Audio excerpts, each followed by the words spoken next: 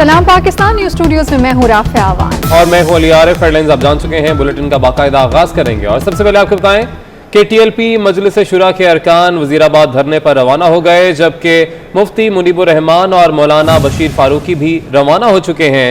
TLP ज़राए के मुताबिक कायदीन शुरा से खिताब करेंगे। दीनी ज़राए के मुताबिक धरना खत्म करने का ऐलान करेंगे। टीएलपी ज़राए के मुताबिक धरना खत्म करके जीटी रोड खोल दिया जाएगा, लेकिन शुरका करीबी मैदान में चले जाएंगे। इंतजामिया ने भी आज रात जीटी रोड खोलने की तैयारियां शुरू कर दी हैं। ज़राए के मुताबिक धरना खत्म होने के ऐलान के बाद इंतजामिया कंटेनर हटाने का काम शुरू करेगी। टीएलपी मजलिस शूरा के अरकान वजीराबाद धरने पर रवाना हो गए हैं। अवैस कयानी से बात करेंगे। अवैस, बताइएगा ये कंटेनर्स वगैरह हटाने में और सारा रास्ता क्लियर करने में कितना वक्त दरकार है?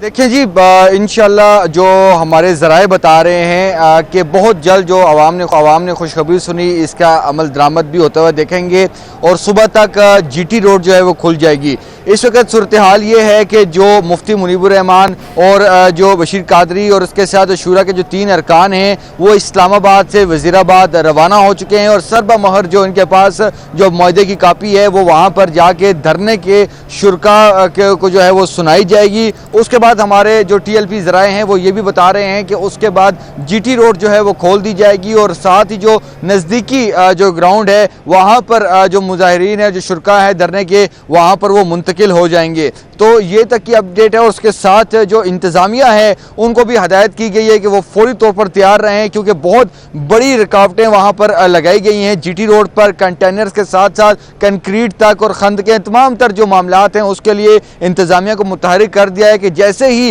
ये वफ्द जो है वहाँ पर पहुँचता है और ऐलान होता है, उसके फौरी बाद जो है ऐलान के बाद जो है इंतज़ामिया जीटी रोड को क्लियर करेगी और इम्कान ज़ाहिर यही किया जा रहा है और हमें जो बताया जा रहा है कि सुबह तक जीटी रोड जो है वो खुल जाएगी। सुबह तक जीटी रोड खोल दी जाएगी। अभी तक यही तफसीलात जो हैं वो आपके ज़राए बता रहे हैं। अवैस, आप हमारे साथ ही रहेगा।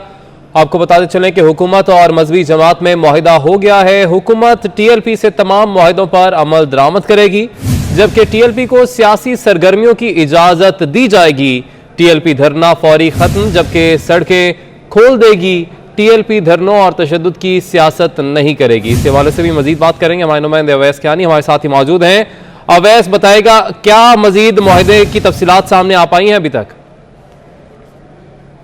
जी बिल्कुल, ये सबसे पहले 24 न्यूज़ का क्रेडिट है कि 15 घंटे पहले जो है ये खबर हमने ब्रेक कर दी थी और उसके मुताबिक डेवलपमेंट जो हुई है सुबह के वक्त। अब जो हमारे जो टीएलपी ज़राए हैं और जो मोतबर ज़राए हैं वो हमें बता रहे हैं कि जो मुआहदा जो तय पाया है 13 नुकाती बेसिकली ये मुआहदा है और इसमें जो चीता नुकात हैं उनके मुताबिक एक तो मुजाहिरीन की तरफ से रोड खोलनी है, शुरका की तरफ से जीटी रोड खोलनी है। उसके बाद जो है जो जलाओ घेराव की जो ये जो एक्टिविटी है इससे जो है वो इज्तनाब करना है, परहेज करना है, ये भी मुआहदे में तहरीर है। और उसके साथ जो हुकूमत पर भी जो है बाइंडिंग है कि हुकूमत के जो मामलात हैं शेड्यूल 4 और जो कलअदम करार देने के मामलात हैं, जो कानूनी मामलात हैं, उस पर जो है इस मुआहदे में जोर डाला गया है। और उसके साथ जो सियासी एक्टिविटी जो है वो टीएलपी जो है वो जारी रखेगी। अपनी सियासी जो है वो तमाम जो सरगर्मियाँ हैं उनको उसकी इजाज़त दी जाएगी।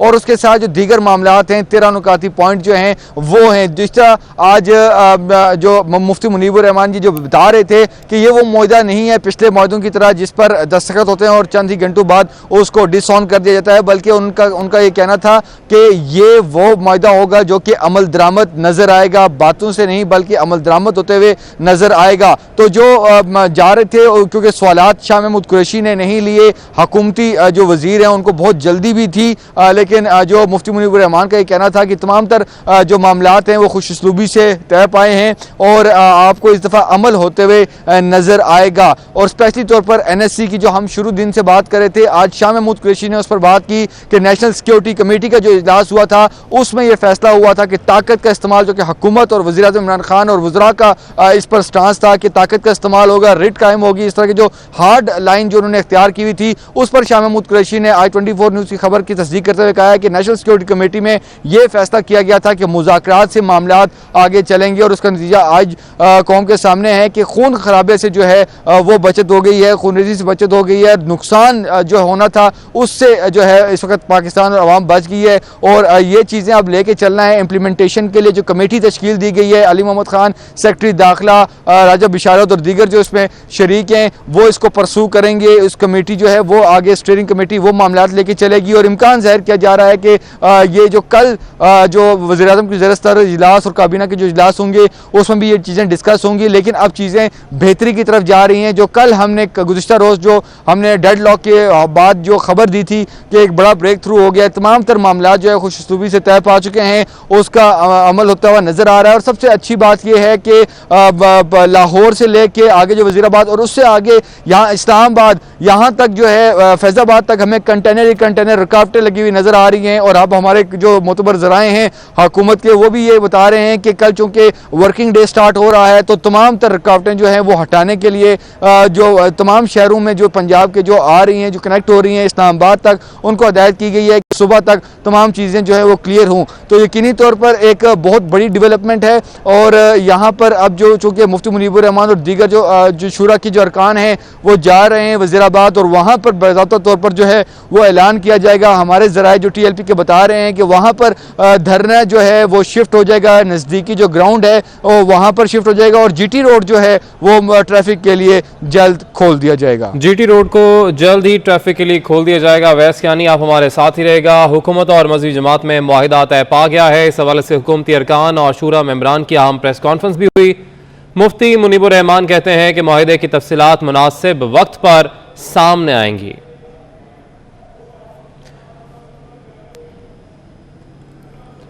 जबकि आपको बताएं कि वजीराबाद रवानगी के मौके पर मुफ्ती मुनीब से सवाल किया गया कि फ्रांसीसी सफीर और साद रिजवी से मुतल्लिक मुतालबात का क्या हुआ, जिस पर उन्होंने कहा कि सब तय हो गया है। उन्होंने मजीद क्या कहा वो आपको सुनाते हैं। पहले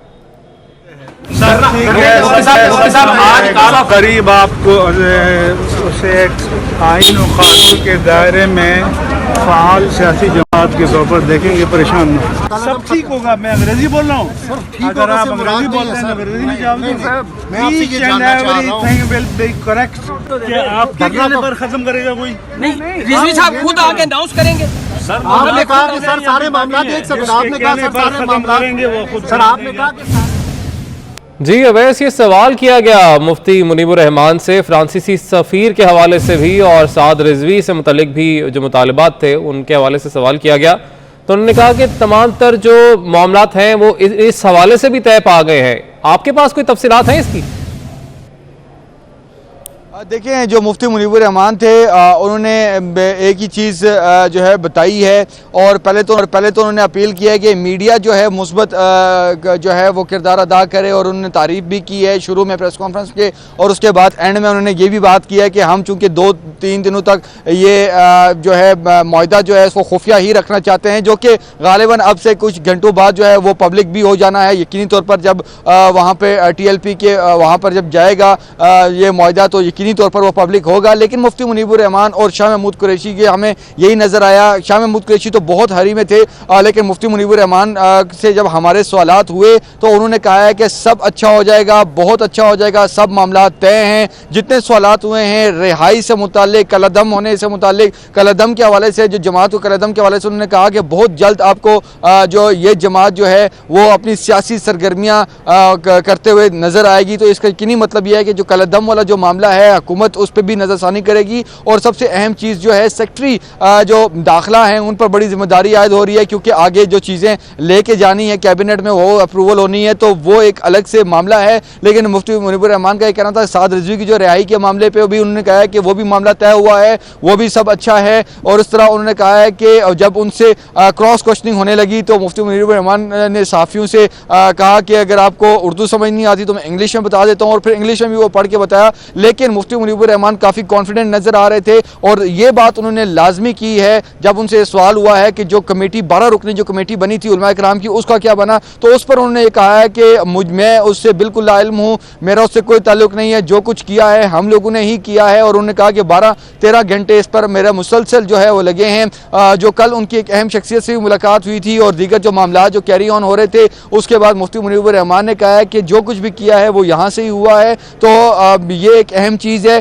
साथ ही साथ जो मुफ्ती मुनीबुर रहमान जो है सवालात के जवाबात तो वो गोल कर रहे थे, वो उनकी नहीं थी मर्जी कि ये सवालात पूछे जाएं, लेकिन जो उनकी प्रेस कॉन्फ्रेंस थी उनमें उन्होंने उन वुज़रा का ज़रूर जिक्र किया है जिनका मुस्बत बयान थे और उनका भी जिक्र किया है। उन्होंने इशारों में बात की है कि वो वुज़रा जिन्होंने हार्ड लाइन इख्तियार की थी, ऐसे बयान दिए थे जिससे माहौल मज़ीद जो है ख़राब हुआ है, तो उनका भी वो तफसीलन उन्होंने अपनी प्रेस कॉन्फ्रेंस में जिक्र लाजमी किया है। और उसके साथ साथ जो दीगर मामलात हैं उनका यही कहना है कि ये जो मुआहदा हुआ है इस मरतबा ये सिर्फ मुआहदा ऐसा नहीं है कि सिर्फ उसको अगले घंटे उसको डिसऑन कर दिया जाए, बल्कि उनका कहना था कि आपको अमल दरामद होते हुए नजर आएगा। और उनका ये कहना था कि actions speak louder than words, उन्होंने ये इस्तिलाह भी इस्तेमाल की। और उसके साथ उनका ये कहना था कि वो बहुत जो है वो कॉन्फिडेंट नजर आ रहे थे। उनका कहना था कि मुसलसल 12-13 घंटों की जद्दोजहद के बाद हम इस स्टेज पर पहुंचे हैं। शाह महमूद कुरैशी ने जो है वो सवालात नहीं लिए और चूंकि उनको भी जल्दी थी, उसके बाद असद कैसर को भी जल्दी थी,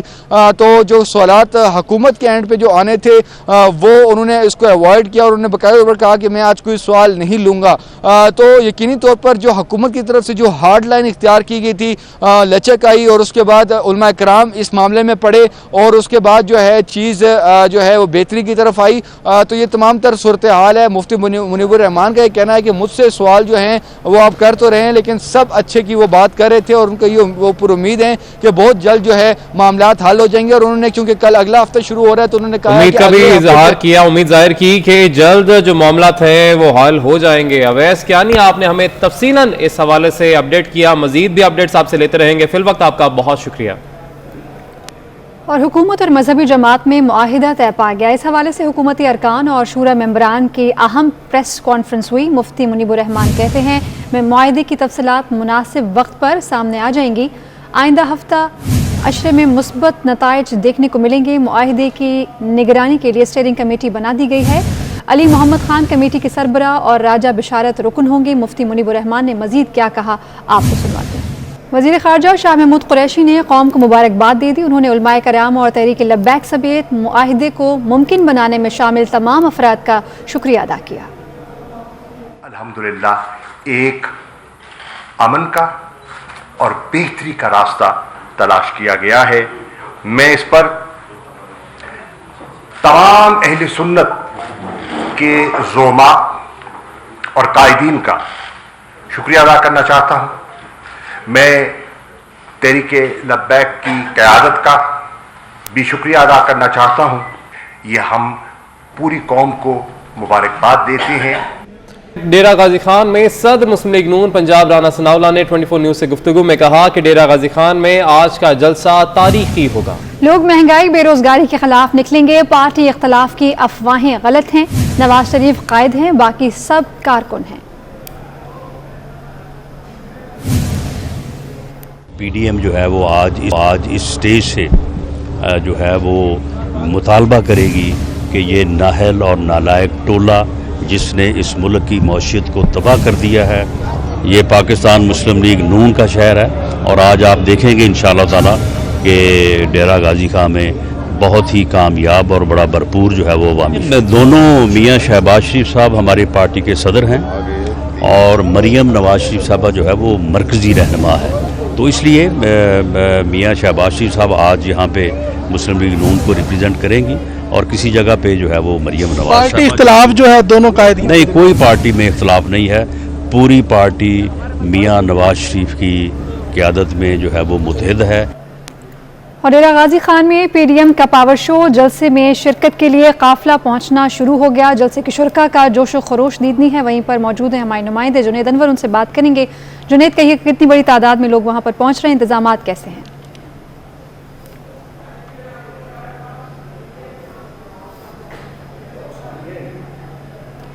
जुनेद, आप सुन सकते हैं, तो बताइएगा कि जलसे के इंतजामात कैसे हैं और कितनी बड़ी तादाद में लोग वहां पर काफिलों की सूरत में पहुंच रहे हैं।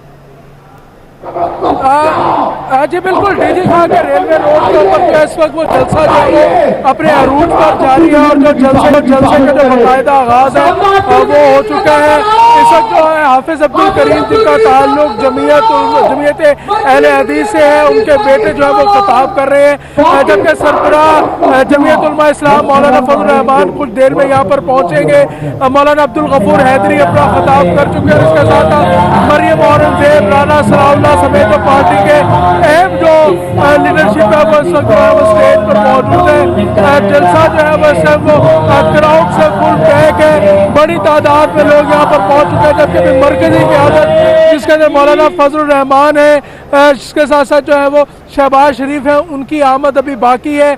जलसे के अंदर जो बाकायदा आगाज़ है उसके अंदर जो मकामी कायदीन जो है वो जनूबी पंजाब सतह के जो कायदीन है उनका जो खिताब है वो शुरू हो चुका है। जी, मौलाना फजल रहमान जलसे से खिताब भी करेंगे, आगाह करे थे आप जुनेद अनवर, शुक्रिया।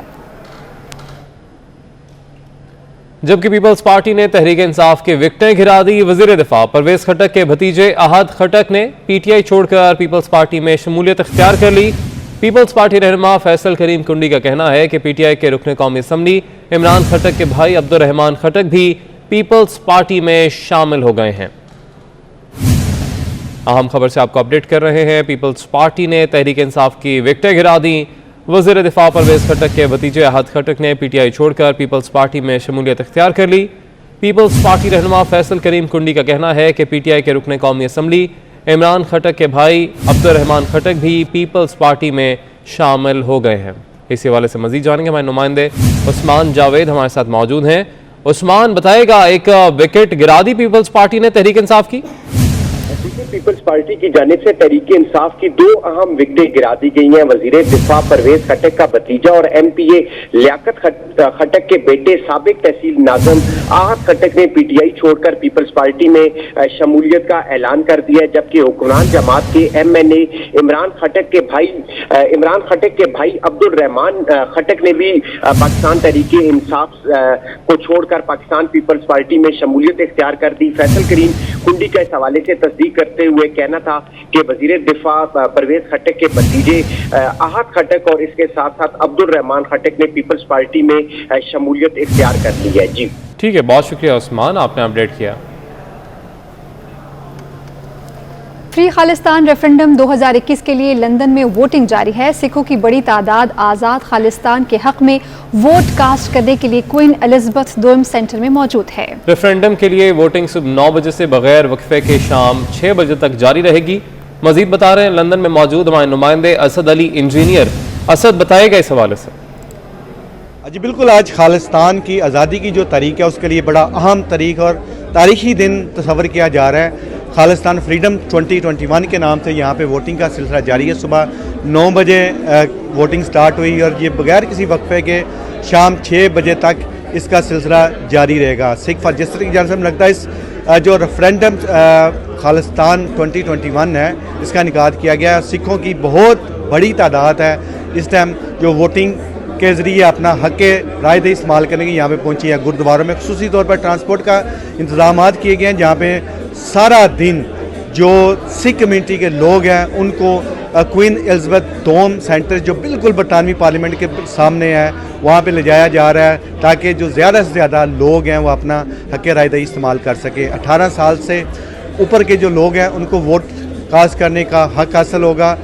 वोट कास्ट करने के लिए जो शनाख्ती अलामत है, कोई भी आपके पास आइडेंटिफिकेशन होनी चाहिए, चाहे वो ड्राइविंग लाइसेंस हो, चाहे कोई ऐसी सबूत की ज़रूरत होगी जिसमें आपका प्रूफ होता हो कि आप सिख कम्यूनिटी से आपका तल्लक है। और ये सिलसिला हम देख रहे हैं कि काफ़ी बड़ी तादाद है सिखों की, जिसमें ख़वातीन भी है। यंग जनरेशन काफ़ी ज़्यादा यहाँ पे एक्टिव हुई है। वो बड़े लोग यहाँ पे आके अपना जो हक राय दही है इस्तेमाल कर रहे हैं। इस टाइम बाकायदा तौर पर पुरअमन तरीके के साथ जो वोटिंग का सिलसिला वो जारी है।